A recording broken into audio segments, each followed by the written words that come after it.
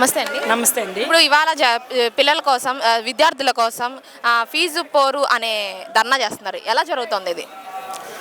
ఎలా జరుగుతుందంటే ఈరోజు కూటమి ప్రభుత్వం మీద వ్యతిరేకత తిరుగుబాటు అనేది ఈ రోజు నుంచి మొదలైంది అన్నట్టు అనిపించింది.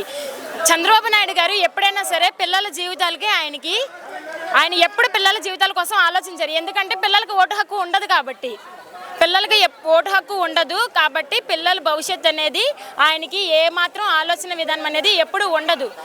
చంద్రబాబు నాయుడు గారి కొడుకు నారా లోకేష్ గారు ఫారెన్లో చదువుకోవచ్చు, వాళ్ళ మనవడు ఇంగ్లీష్ మీడియంలో చదువుకోవచ్చు, కానీ పేద విద్యార్థులు మాత్రం ఈరోజు చదువుకొని ఉన్నత స్థానానికి చంద్రబాబు నాయుడు గారు అనే వ్యక్తి అనేది ఎన్నటికీ వెళ్ళనివ్వరు.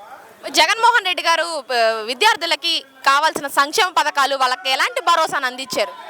కాలుకి వేసుకునే బూటు దగ్గర నుంచి మెల్లో పెట్టుకునే టై వరకు ప్రతి ఒక్క పేద విద్యార్థులు చదువుకోవాలి. మనం ఇచ్చే ఆస్తి ఏదైనా ఉంది అంటే చదువు ఒకటి మాత్రమే అని నమ్మిన ఏకైక ముఖ్యమంత్రి ఎవరైనా ఉన్నారంటే అది వైఎస్ జగన్మోహన్ రెడ్డి గారు మాత్రమే.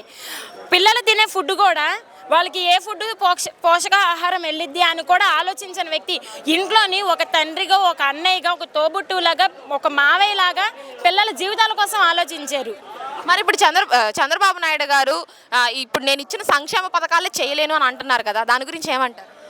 ఎప్పుడు అదే ఆయన ఎప్పుడైనా సరే ప్రభుత్వానికి ఎప్పుడైనా సరే ప్రభుత్వం వచ్చేదాకా ఒక మాట చెప్తాడు, గట్టెక్కేదాకా ఓడమల్లన గట్టె లేక బోడమల్లన అని అంటారు చూడండి. ఆ సామెత చంద్రబాబు నాయుడు గారికి. ఆయనకు ఒక శాపం ఉంది, ఆయన అబద్ధం అనేది చెప్పకపోతే ఆయన తల 1000 ముక్కలు అవుతుంది అనే శాపం ఉంది. ఎందుకు అనుకున్నారు?